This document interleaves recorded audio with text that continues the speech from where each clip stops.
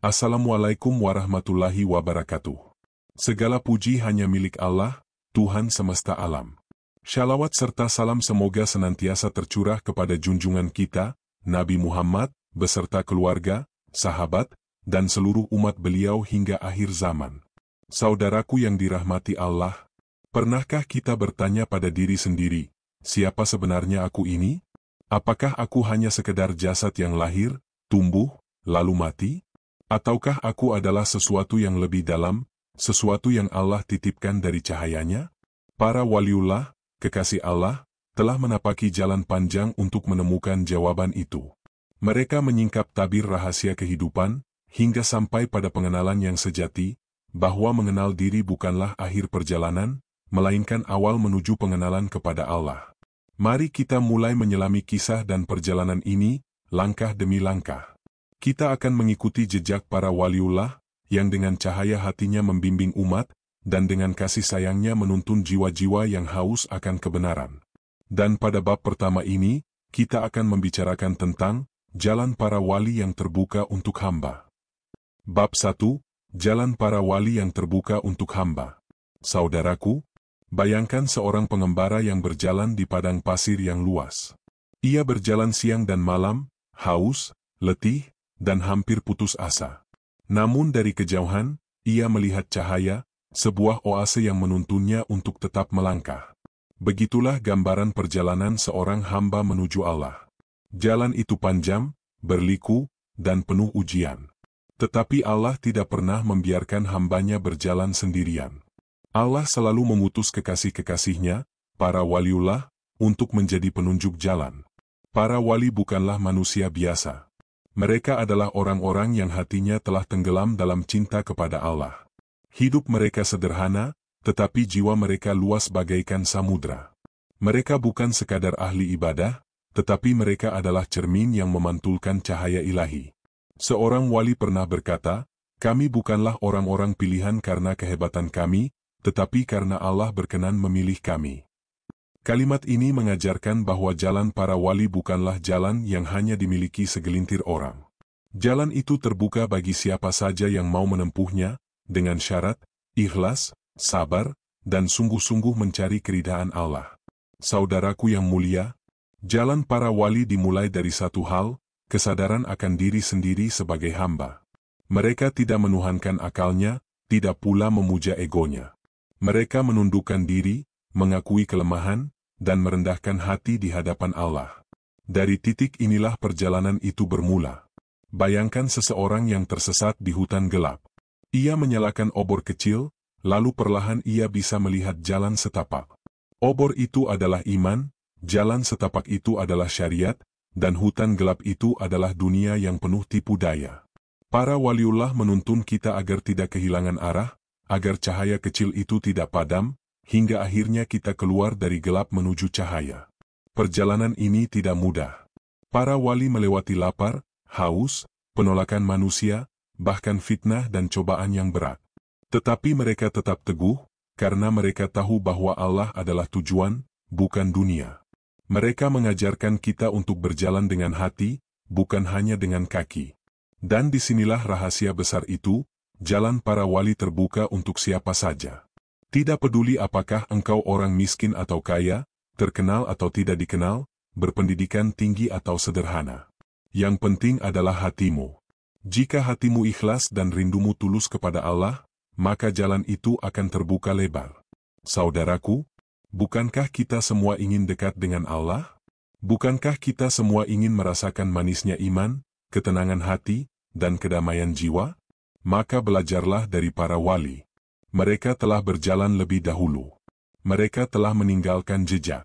Tinggal kita yang mau atau tidak, untuk menapaki jalan itu. Bab 2, Kenali siapa dirimu yang hakiki. Saudaraku yang dirahmati Allah, mari kita renungkan sejenak. Jika aku bertanya padamu, siapakah engkau? Mungkin engkau akan menjawab, aku seorang lelaki, aku seorang perempuan, aku seorang guru, seorang pedagang, seorang anak, seorang ayah, atau seorang ibu. Semua jawaban itu benar, tetapi hanya sebatas identitas luar. Itu adalah pakaian dunia yang kita kenakan. Namun, Apakah itu benar-benar dirimu yang sejati? Apakah engkau hanya sekedar tubuh, nama, pekerjaan, dan kedudukan? Jika semua itu diambil, apakah engkau masih tetap ada? Inilah rahasia yang sering dilupakan manusia. Kebanyakan hanya sibuk menghias jasad, memperindah dunia, membangun nama, dan mengejar kedudukan. Padahal, diri yang sejati bukanlah jasad, melainkan ruh. Ruh itulah tiupan dari Allah, yang menjadikanmu hidup, sadar, dan bisa mengenal. Bayangkan sebuah rumah megah yang indah, namun kosong tanpa penghuni. Rumah itu bagaikan jasad, dan penghuninya adalah ruh. Tanpa ruh, jasad hanyalah bangunan yang kaku. Maka mengenali diri sejati berarti mengenali ruh, mengenali jiwa yang Allah titipkan kepadamu. Saudaraku, Nabi bersabda, barang siapa mengenal dirinya, maka ia akan mengenal Tuhannya.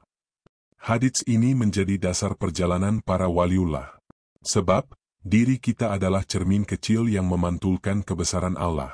Ketika engkau memahami kelemahanmu, engkau akan memahami kekuasaan Allah. Ketika engkau menyadari kefakiranmu, engkau akan melihat betapa maha kaya Allah. Tetapi masalahnya, kebanyakan manusia lupa.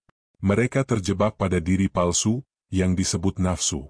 Diri palsu ini selalu menuntut, ingin dipuji, ingin dihormati, ingin berkuasa, ingin mendapatkan dunia sebanyak-banyaknya. Diri palsu inilah yang menutupi diri sejati. Pernahkah engkau merasa kosong meski memiliki segalanya? Itu karena dirimu sejati merindukan Allah, sedangkan dirimu palsu hanya kenyang dengan dunia. Diri palsu tidak akan pernah puas, sebab ia tidak diciptakan untuk dunia, melainkan untuk diuji. Saudaraku, para wali berkata, kenalilah dirimu sebagai hamba, maka engkau akan mengenal Allah sebagai Tuhan. Itu artinya, saat engkau sadar bahwa dirimu lemah, maka engkau menemukan bahwa Allah Maha Kuat. Saat engkau merasa kecil, maka engkau menemukan Allah Maha Besar. Dan saat engkau sadar bahwa hidup ini hanya titipan, engkau akan melihat Allah sebagai pemilik sejati. Mari kita ambil sebuah kisah. Diceritakan, seorang murid bertanya pada gurunya, "Wahai Syekh, aku ingin mengenal Allah. Bagaimana caranya?" Sang guru tersenyum dan berkata, "Kenalilah dirimu lebih dulu." Murid itu bingung, "Bukankah aku sudah mengenal diriku?" Sang guru lalu berkata, "Engkau hanya mengenal tubuhmu, hartamu, namamu. Tetapi engkau belum mengenal siapa yang menghidupkanmu, siapa yang menggerakkan jantungmu, siapa yang membuatmu bisa bernapas. Itulah dirimu yang hakiki. Dan ketika engkau mengenal itu, engkau akan menemukan Allah." Saudaraku yang mulia, kenali dirimu bukan untuk berbangga, melainkan untuk tunduk. Kenali dirimu bukan untuk merasa hebat, melainkan untuk sadar bahwa engkau lemah. Sebab, semakin engkau mengenal dirimu, semakin engkau akan merasakan bahwa segala sesuatu datang dari Allah dan akan kembali kepadanya. Jadi, tanyakanlah pada dirimu hari ini, apakah aku sudah benar-benar mengenal siapa diriku yang sejati? Apakah aku masih sibuk dengan diri palsu, ataukah aku mulai menyelami diri yang hakiki? Karena dari sinilah perjalanan menuju Allah dimulai, dari mengenal siapa sebenarnya dirimu. Bab 3, Rahasia Hati sebagai Cermin Ilahi. Saudaraku yang dirahmati Allah, pernahkah engkau memperhatikan sebuah cermin yang bersih dan jernih? Ketika kita berdiri di hadapannya, maka wajah kita terlihat dengan jelas, bahkan setiap detail tampak nyata. Namun, jika cermin itu berdebu, berkarat, atau pecah, maka pantulannya akan buram, bahkan mungkin tak bisa menampilkan apa-apa. Begitulah hakikat hati manusia. Hati adalah cermin, tempat pantulan cahaya ilahi. Bila hati suci, maka ia mampu memantulkan nur Allah. Tetapi bila hati dipenuhi debu dosa, kerak kesombongan, dan karat keduniaan, maka pantulan itu sirna, cahaya tidak lagi terlihat. Saudaraku, Allah tidak melihat rupa dan jasad kita, sebagaimana sabda Nabi, sesungguhnya Allah tidak melihat rupa kalian, dan tidak pula harta kalian. Akan tetapi Allah melihat hati kalian dan amal kalian. Hadits ini menjadi kunci. Yang Allah pandang pertama kali bukanlah tubuh kita, bukan pula pakaian atau penampilan luar kita. Tetapi Allah melihat ke dalam hati. Karena hati adalah pusat kendali jiwa, sekaligus rumah tempat iman bersemayam. Namun masalahnya, hati sering kali tertutup. Bayangkan sebuah jendela yang tadinya bening, lalu lama-kelamaan dipenuhi debu dan noda. Cahaya matahari tetap ada di luar, tetapi jendela itu tidak lagi mampu menerimanya. Bukan karena matahari hilang, melainkan karena jendela yang kotor. Begitu pula hati kita. Cahaya Allah senantiasa hadir, tetapi bila hati kotor, cahaya itu tak lagi bisa masuk. Saudaraku, para waliullah mengajarkan bahwa hati adalah rahasia terbesar manusia.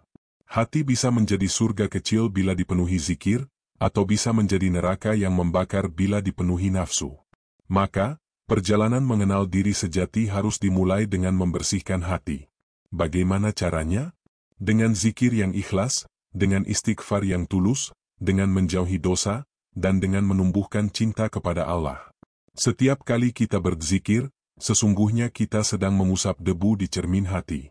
Setiap kali kita bertaubat, kita sedang mengikis karat yang menutupi jendela jiwa. Mari kita ambil kisah seorang sufi besar, Rabi'ah al-Adawiyah. Ia pernah berkata, hatiku adalah cermin. Bila ia kotor, maka aku tidak bisa melihat Allah di dalamnya. Tetapi bila ia bersih, maka aku melihat Allah di segala sesuatu. Kalimat ini menunjukkan betapa hati yang jernih akan mampu menangkap tanda-tanda kebesaran Allah di alam semesta. Saudaraku yang mulia, jangan pernah remehkan kondisi hati. Karena hati yang keras akan membuat kita jauh dari Allah, meskipun ibadah kita tampak banyak. Tetapi hati yang lembut, yang selalu terhubung dengan Allah, akan menjadikan ibadah sederhana pun bernilai tinggi. Seorang wali berkata, bila engkau ingin mengenal Allah, lihatlah ke dalam hatimu. Apakah ia penuh dengan cinta dunia, ataukah ia rindu pada Allah? Pertanyaan ini menusuk, dan seharusnya membuat kita merenung dalam-dalam. Hati bukan sekadar segumpal daging, tetapi ia adalah pusat kesadaran spiritual. Bila hati baik, seluruh amal akan baik. Bila hati rusak, seluruh hidup akan rusak. Itulah sebabnya Rasulullah bersabda, ketahuilah, dalam tubuh manusia ada segumpal daging. Bila ia baik, maka baiklah seluruh tubuh. Bila ia rusak, maka rusaklah seluruh tubuh. Ketahuilah, itulah hati. Saudaraku, maka jagalah hatimu. Bersihkanlah ia dari dengki, sombong, ria, dan cinta berlebihan pada dunia. Isilah ia dengan zikir, sabar, syukur, dan cinta kepada Allah. Sebab hati yang bersih adalah cermin ilahi. Dan hanya dengan hati yang demikianlah kita bisa mengenal Allah dengan sebenar-benarnya. Bab 4, Jalan Suluk dan Latihan Jiwa. Saudaraku yang dimuliakan Allah, perjalanan menuju Allah bukanlah jalan yang bisa ditempuh dengan langkah biasa. Ia membutuhkan kesungguhan, kesabaran, dan perjuangan melawan diri sendiri. Jalan ini dalam tradisi para waliullah disebut sebagai suluk, sebuah perjalanan spiritual untuk mendekat kepada Allah, dengan melatih jiwa agar terbebas dari belenggu nafsu. Bayangkan seorang pengendara yang membawa kudanya. Jika kuda itu liar, sulit dikendalikan, maka ia akan membawa penunggangnya ke jurang. Tetapi jika kuda itu dilatih, dijinakkan, maka ia akan menjadi kendaraan yang patuh, membawa penunggangnya sampai ke tujuan. Begitulah nafsu dalam diri manusia. Bila ia dibiarkan, ia akan menjerumuskan kita. Tetapi bila ia dilatih dengan suluk, ia akan menjadi sahabat perjalanan menuju Allah. Saudaraku, para wali menempuh suluk dengan mujahadah, bersungguh-sungguh melawan hawa nafsu, dan riadah, latihan jiwa yang menundukkan ego. Mereka berlapar-lapar, menahan kantuk, memperbanyak zikir, sholat malam, serta mengurangi bicara yang sia-sia. Semua itu bukan untuk menyiksa diri, melainkan untuk membersihkan jiwa dari kotoran dunia, agar hati lebih ringan menghadap Allah. Mari kita renungkan. Mengapa seorang atlet bisa berlari cepat dan tubuhnya kuat? Karena ia berlatih setiap hari. Ia rela berpeluh, berlari berulang kali, hingga ototnya terbentuk. Begitu pula seorang hamba yang ingin dekat dengan Allah. Ia perlu melatih jiwa dengan ibadah yang istiqomah, dengan sabar dalam kesulitan, dengan menahan diri dari godaan.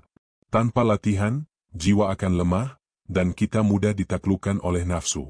Saudaraku yang mulia, seorang murid pernah bertanya kepada gurunya, "Wahai Syekh, mengapa aku sulit sekali merasakan kelezatan ibadah? Hati ini terasa kering. Sang guru menjawab, karena hatimu penuh dengan dunia, dan engkau belum melatih jiwamu. Bagaimana mungkin engkau ingin merasakan manisnya buah, sementara pohonnya saja belum pernah engkau rawat? Kata-kata ini mengandung pelajaran mendalam. Suluk adalah merawat pohon jiwa. Bila kita sabar merawatnya dengan zikir, solat malam, dan taubat, maka suatu saat hati akan berbuah manis dengan makrifatullah. Para waliullah mengajarkan 3 kunci dalam suluk. Zikir yang terus-menerus. Inilah makanan jiwa. Semakin sering lidah dan hati berzikir, semakin kuat jiwa menolak godaan. Murakabah, kesadaran bahwa Allah selalu melihat.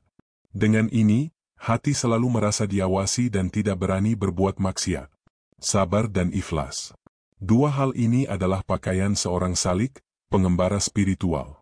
Tanpa sabar, ia akan menyerah di tengah jalan. Tanpa ikhlas, ia akan tersesat karena amalnya bercampur ria. Saudaraku, jalan suluk memang berat. Tetapi justru dalam berat itulah Allah menyimpan rahmat. Semakin kita bersungguh-sungguh, semakin Allah menolong kita. Sebagaimana janjinya, dan orang-orang yang bersungguh-sungguh di jalan kami, pasti akan kami tunjukkan jalan-jalan kami. Quran Surat Al-Ankabut, ayat 69. Maka jangan pernah takut menapaki jalan ini. Karena setiap langkah kecil dalam suluk adalah cahaya yang mendekatkan kita kepada Allah. Ingatlah, latihan jiwa bukan sekadar untuk hidup di dunia, melainkan untuk kehidupan abadi di akhirat.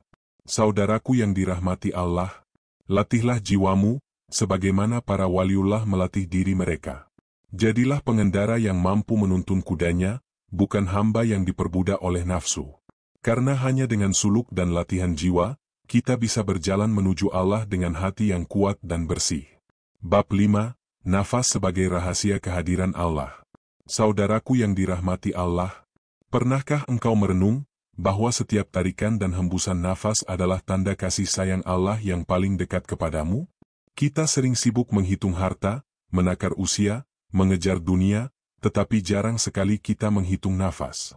Padahal, setiap hela nafas adalah pinjaman dari Allah, dan kelak setiap helaan itu akan dimintai pertanggungjawaban. Bayangkan, kita bernapas ribuan kali dalam sehari, tetapi tidak pernah kita bayar, tidak pernah kita minta, bahkan seringkali kita lalai untuk bersyukur. Inilah rahasia besar yang sering terlupakan, nafas adalah zikir yang hidup, yang terus berdenyut di dalam diri manusia. Saudaraku, para waliullah melihat nafas bukan sekadar udara yang masuk dan keluar, tetapi sebagai tanda kehadiran Allah yang tidak pernah terputus. Saat engkau menarik nafas, engkau hidup karena izinnya. Saat engkau menghembuskannya, engkau masih diberi kesempatan untuk bertaubat dan berzikir. Setiap nafas adalah rahmat, dan setiap detik adalah peluang untuk kembali kepada Allah. Seorang sufi pernah berkata, celakalah bagi orang yang menghembuskan nafas tanpa menyebut nama Allah di dalamnya. Kalimat ini begitu dalam. Artinya, betapa meruginya seseorang jika nafasnya hanya berlalu sia-sia, tanpa zikir, tanpa kesadaran bahwa Allah selalu bersamanya. Mari kita renungkan lebih jauh. Nafas adalah kehidupan. Ketika nafas terhenti, maka berakhirlah perjalanan dunia. Itu sebabnya, nafas menjadi saksi antara hidup dan mati. Maka siapa yang mampu mengingat Allah di setiap helaan nafasnya, dialah yang sebenarnya hidup dalam arti yang sesungguhnya. Sebaliknya, orang yang lupa kepada Allah meski bernafas, ia bagaikan hidup tapi sebenarnya mati. Saudaraku yang mulia, tahukah engkau, mengapa para waliullah begitu tenang meski menghadapi kesulitan hidup? Karena mereka menyadari bahwa setiap nafas adalah titipan dari Allah. Mereka tidak membiarkan satu tarikan nafas pun berlalu tanpa zikir. Bahkan dalam diam, hati mereka berzikir, mengikuti irama nafas yang naik dan turun. Ada sebuah kisah tentang seorang hamba saleh yang menjelang wafatnya. Saat nafasnya semakin berat, ia tersenyum dan berkata, "Aku hanya menunggu nafas terakhirku, agar segera bertemu dengan kekasihku." Inilah rahasia nafas. Ia bukan sekadar udara, tetapi ia adalah langkah demi langkah yang menghantarkan kita menuju Allah. Saudaraku, mari kita belajar dari para waliullah. Mereka menjadikan nafas sebagai ladang zikir. Tarikan nafas adalah la ilaha, hembusannya adalah illallah. Dengan begitu, seluruh hidup mereka menjadi tasbih yang tidak pernah berhenti. Dan inilah yang membuat hati mereka bercahaya, penuh ketenangan, karena Allah selalu hadir dalam setiap nafas. Maka tanyakanlah pada dirimu hari ini. Berapa banyak nafas yang telah aku sia-siakan tanpa mengingat Allah? Berapa banyak helaan yang hanya aku gunakan untuk mengeluh, marah, atau lalai? Saudaraku, jangan biarkan nafasmu menjadi sia-sia. Jadikanlah ia sebagai jembatan untuk mengenal Allah. Ingatlah, selama nafas masih ada, pintu taubat masih terbuka.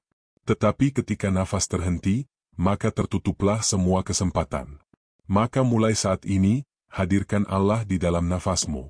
Tariklah dengan syukur, hembuskan dengan zikir. Karena setiap hela nafas adalah rahasia kehadiran Allah yang paling dekat denganmu. Bab 6, Fana dan Bako, lenyap dalam Allah. Saudaraku yang dirahmati Allah, setiap pejalan spiritual, setiap salik yang menempuh jalan para waliullah, akan sampai pada satu titik persimpangan yang menentukan. Di sanalah ia akan berhadapan dengan dua keadaan yang disebut fana dan baka. Dua kata ini sederhana, namun di baliknya tersimpan rahasia perjalanan ruhani yang begitu agung. Fana artinya lenyap, hilang, atau sirna. Tetapi yang dimaksud di sini bukan lenyapnya jasad atau musnahnya kehidupan. Fana adalah lenyapnya ego, hilangnya keakuan, runtuhnya tembok besar yang memisahkan hamba dengan Tuhannya. Dalam fana, seorang hamba tidak lagi berkata, aku, dengan kesombongan, tetapi ia hanya melihat, dia, dalam setiap denyut kehidupan. Bayangkan sebuah cermin yang kotor. Selama cermin itu penuh dengan debu, wajahmu tidak akan pernah terlihat dengan jelas. Namun, ketika debu itu dihapus, cermin menjadi jernih, dan wajahmu tampak sempurna. Demikianlah hati manusia. Selama ia dipenuhi ego, kesombongan, cinta dunia, dan hawa nafsu, ia hanya melihat dirinya sendiri. Namun, ketika ia fana, maka semua debu itu sirna, dan yang terlihat hanyalah cahaya Allah yang memantul. Para waliullah sering menyebut keadaan ini sebagai mati sebelum mati. Rasulullah bersabda, "Mautu qobla an tamutu, matilah sebelum kamu benar-benar mati." Maksudnya, matikanlah ego dan nafsu sebelum jasadmu dikubur. Karena siapa yang telah fana dari dirinya, ia akan hidup dengan kehidupan yang lebih tinggi, yaitu kehidupan bersama Allah. Tetapi perjalanan ini tidak berhenti di fana. Ada keadaan berikutnya, yaitu baka. Baka artinya tetap, kekal, atau bertahan. Setelah seorang hamba lenyap dari dirinya sendiri, ia kemudian kembali hidup dengan Allah, untuk Allah, dan bersama Allah. Dalam keadaan baka, seorang hamba tidak lagi terikat pada dirinya, melainkan ia menjadi wadah bagi kehendak ilahi.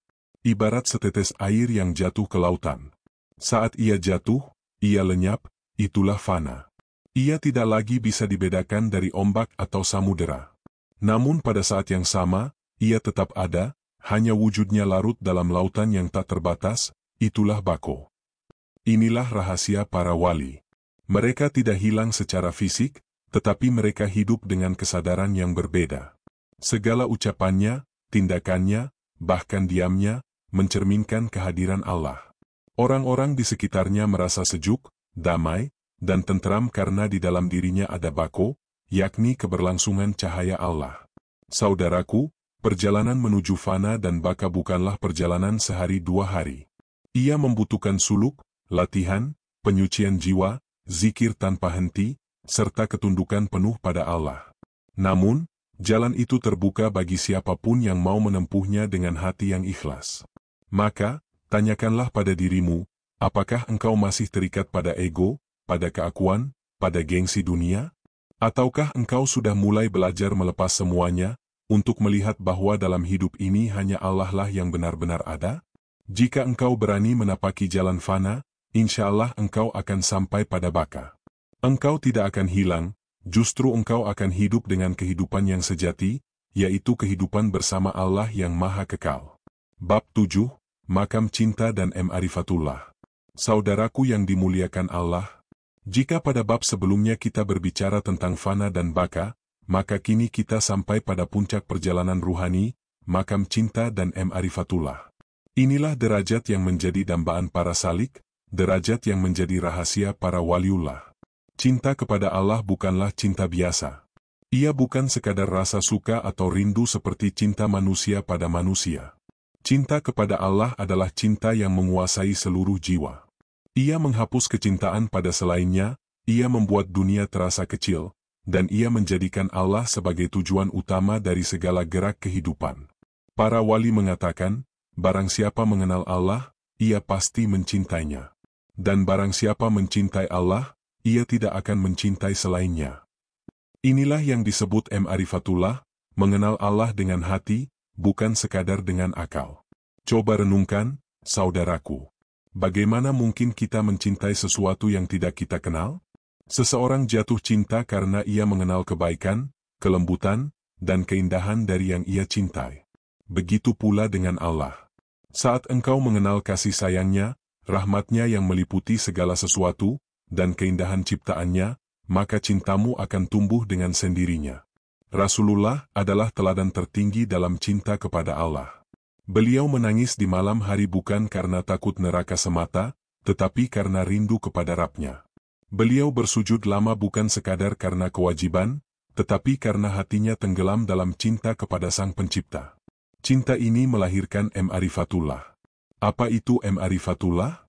Ia adalah pengenalan yang dalam terhadap Allah, yang tidak lagi sebatas kata-kata, melainkan rasa. Seperti seseorang yang minum air, ia tidak perlu diberitahu seperti apa rasa air, karena ia sudah merasakannya sendiri. Begitu pula seorang arif billah, ia mengenal Allah bukan hanya dari kitab, tetapi dari pengalaman batin yang nyata. Saudaraku, jalan menuju cinta dan ma'rifatullah tidak instan. Ia berawal dari iman, berlanjut dengan ibadah, kemudian meningkat melalui zikir, tafakur, dan mujahadah. Lambat laun, tirai-tirai dunia tersingkap, dan engkau akan merasakan kehadiran Allah di setiap detik kehidupanmu. Para wali pernah berkata, aku mengenal Allah bukan karena kata orang, tetapi karena Allah sendiri yang memperkenalkan dirinya melalui hati. Itulah ma'rifatullah sejati. Ketika hati sudah sampai pada makam ini, hidupmu tidak lagi digerakkan oleh nafsu atau ambisi dunia. Segala yang engkau lakukan hanya untuk Allah. Engkau bekerja karena Allah, engkau beristirahat karena Allah, bahkan engkau tersenyum pun karena Allah. Inilah tanda bahwa cinta sudah meresap ke dalam jiwa. Saudaraku, jangan pernah merasa makam ini terlalu jauh. Memang ia adalah puncak, tetapi setiap orang bisa mendaki jika ia mau. Mulailah dengan cinta kecil. Cintai salatmu, cintai Al-Quran, cintai zikir, cintai malam yang hening. Dari cinta kecil itu, Allah akan menumbuhkan cinta yang besar, hingga engkau merasakan manisnya iman, manisnya bersama Allah.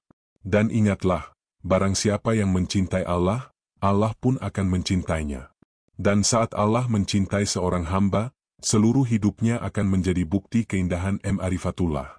Bab 8, Jejak para kekasih Allah.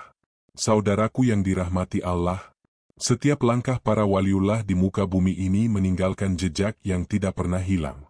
Meski jasad mereka telah kembali ke tanah, namun cahaya dan warisan rohaninya tetap hidup di tengah umat. Jejak inilah yang menjadi penuntun bagi orang-orang yang mencari jalan menuju Allah. Bayangkanlah seorang petani yang berjalan di sawah berlumpur. Ia meninggalkan jejak kakinya di tanah basah. Setelah ia pergi, orang lain bisa mengikuti jalannya hanya dengan menapaki jejak tersebut. Demikianlah para wali. Mereka adalah penunjuk jalan. Mereka bukan sekadar pengajar, tetapi penuntun dengan teladan nyata, yang hidupnya menjadi peta menuju Allah. Dalam sejarah Islam, kita melihat begitu banyak jejak para kekasih Allah. Ada Abu Bakar As-Siddiq, sahabat Rasulullah, yang seluruh hidupnya dipenuhi keikhlasan. Ada Umar bin Khattab, yang ketegasannya justru lahir dari cintanya yang dalam pada Allah. Ada Utsman bin Affan dengan kelembutannya, dan Ali bin Abi Thalib dengan kedalaman ilmunya. Mereka semua adalah waliullah, sahabat-sahabat Allah yang meninggalkan jejak spiritual yang abadi. Tidak berhenti pada sahabat, jejak itu diteruskan oleh para tabi'in, para ulama, hingga para sufi besar. Lihatlah Imam Junaid al-Baghdadi, yang dikenal sebagai Sayyidut Taifah, pemimpin kaum sufi. Kata-katanya sederhana, namun penuh cahaya. Jalan menuju Allah adalah meninggalkan segala sesuatu selain Allah. Jejak kalimat ini menuntun ribuan orang untuk kembali kepada hati mereka. Ada pula Rabi'ah al-Adawiyah, seorang perempuan yang cintanya kepada Allah begitu murni. Ia berdoa dengan kalimat yang mengguncang hati, "Ya Allah, jika aku menyembahmu karena takut neraka, bakarlah aku di dalamnya. Jika aku menyembahmu karena berharap surga, haramkan aku darinya. Tetapi jika aku menyembah-Mu karena cinta kepadamu, jangan kau palingkan wajahmu dariku." Jejak cintanya kepada Allah masih hidup hingga kini, mengajarkan kita bahwa cinta sejati tidak meminta balasan. Saudaraku, jejak para kekasih Allah tidak hanya berupa kata-kata indah. Kadang ia berupa sikap yang sederhana. Senyuman yang menenangkan, doa yang tulus, kepedulian kepada sesama, bahkan diamnya yang penuh makna. Setiap orang yang dekat dengan mereka merasakan kesejukan, karena hati mereka sudah menjadi cermin cahaya ilahi. Dan yang indah adalah, jejak para waliullah itu tidak pernah hilang. Meski zaman berganti, meski negeri berbeda, meski bahasa berubah, namun ruh dan cahaya mereka tetap sama, mengajak manusia untuk kembali mengenal Allah melalui hati. Kini, pertanyaannya, apakah kita mau menapaki jejak itu? Apakah kita mau mengikuti jalan yang sudah ditunjukkan oleh para kekasih Allah? Jejak mereka bukan untuk dikagumi dari jauh, tetapi untuk ditapaki dengan langkah nyata, memperbaiki hati, memperbanyak zikir, dan menundukkan diri di hadapan Allah. Ingatlah, saudaraku, siapapun bisa menjadi bagian dari jejak itu. Karena waliullah bukan hanya mereka yang hidup ratusan tahun lalu, tetapi juga bisa hadir di sekitar kita, bahkan mungkin engkau sendiri bisa termasuk di dalamnya, jika hatimu sungguh-sungguh berjalan menuju Allah. Bab 9, Cahaya Makrifat dalam Kehidupan Sehari-hari. Saudaraku yang dirahmati Allah, ada satu pertanyaan yang sering muncul di hati para pencari, bagaimana cahaya makrifat itu hadir dalam kehidupan sehari-hari? Apakah ia hanya milik para wali dan orang-orang besar? Atau bisakah seorang hamba biasa seperti kita merasakannya? Jawabannya, saudaraku, adalah, bisa. Cahaya makrifat bukanlah sesuatu yang jauh, bukan pula hanya untuk segelintir orang. Cahaya itu ibarat matahari.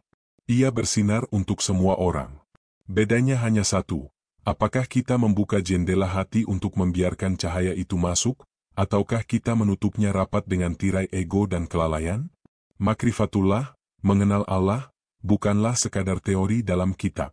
Ia harus membumi dalam kehidupan kita sehari-hari. Ia harus terlihat dalam cara kita bekerja, dalam cara kita berbicara, dalam cara kita memperlakukan orang lain, bahkan dalam cara kita menghadapi kesulitan. Bayangkan seseorang yang bekerja di pasar. Ia berjualan, tawar-menawar dengan pelanggan, berhadapan dengan kerasnya kehidupan. Tetapi, jika hatinya mengenal Allah, maka setiap ucapannya menjadi ibadah. Ia tidak menipu dalam timbangan, karena ia sadar Allah Maha Melihat. Ia tidak marah ketika ditawar murah, karena ia yakin rezeki sudah ditentukan Allah. Itulah cahaya makrifat dalam keseharian. Atau seorang ibu rumah tangga yang setiap hari memasak, mencuci, merawat anak, dan melayani keluarganya.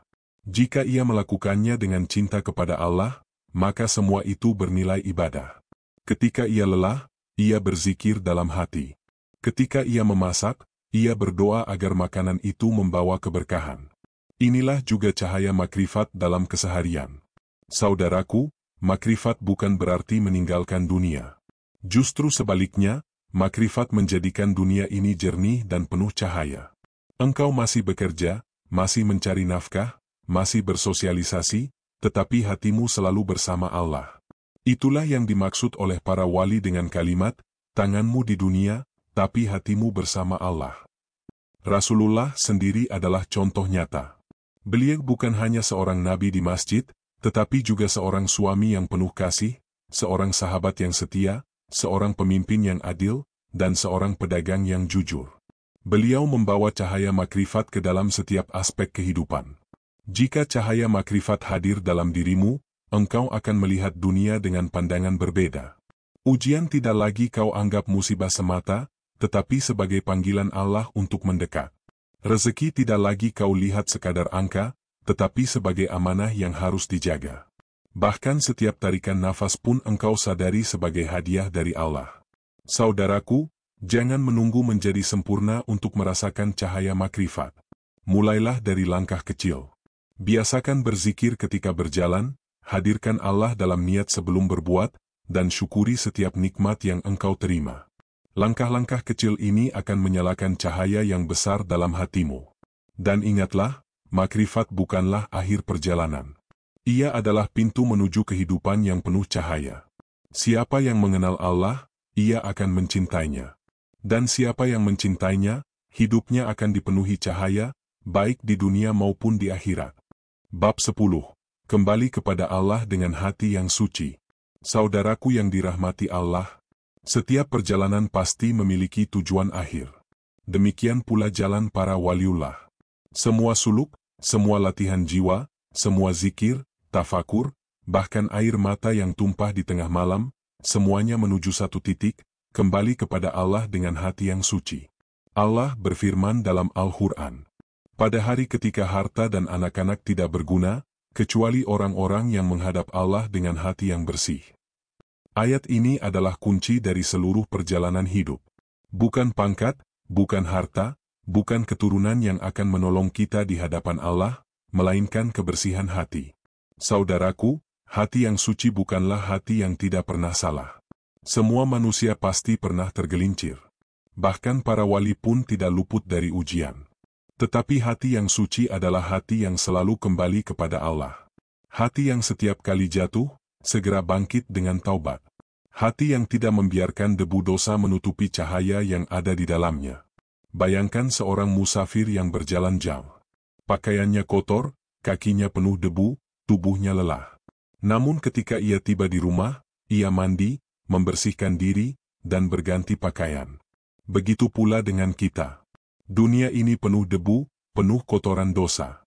Tetapi Allah menyediakan air taubat untuk membersihkan kita, agar kita bisa kembali pulang dengan hati yang suci. Para waliullah selalu menekankan pentingnya muhasabah, introspeksi diri. Mereka berkata, sebelum engkau tidur, tanyalah kepada hatimu, hari ini, adakah engkau mengingat Allah atau melupakannya? Hari ini, adakah engkau menolong sesama atau menyakitinya? Dengan cara ini, hati akan terus terjaga. Saudaraku, pada akhirnya semua jalan bermuara pada pertemuan dengan Allah. Hidup ini bukan sekadar perjalanan singkat, melainkan persiapan untuk pulang. Dan pulang yang paling indah adalah pulang dengan hati yang suci, yang tidak membawa beban dunia, yang hanya membawa cinta kepada Allah. Rasulullah mengajarkan doa yang begitu indah. Allahumma inni as'aluka kolban saliman. Ya Allah, aku memohon kepadamu hati yang selamat. Hati yang selamat adalah hati yang bersih dari syirik, iri, sombong, dan kebencian. Hati yang hanya dipenuhi cahaya cinta dan makrifatullah. Saudaraku, mari kita jadikan perjalanan para waliullah sebagai teladan. Mari kita bersihkan hati dengan zikir, dengan taubat, dengan kasih sayang kepada sesama. Mari kita isi hati dengan cinta kepada Allah dan Rasul-Nya. Karena kelak, hanya hati yang sucilah yang akan diterima di hadapannya. Dan ketika kita benar-benar pulang, semoga Allah menyambut kita dengan firman-Nya yang agung. Wahai jiwa yang tenang, kembalilah kepada Tuhanmu dengan hati yang ridha dan diridhai. Maka masuklah ke dalam golongan hamba-hambaku, dan masuklah ke dalam surgaku. Semoga kita semua, saudaraku, termasuk dalam golongan itu. Pulang dengan hati yang suci, bersama cahaya Allah, untuk selama-lamanya.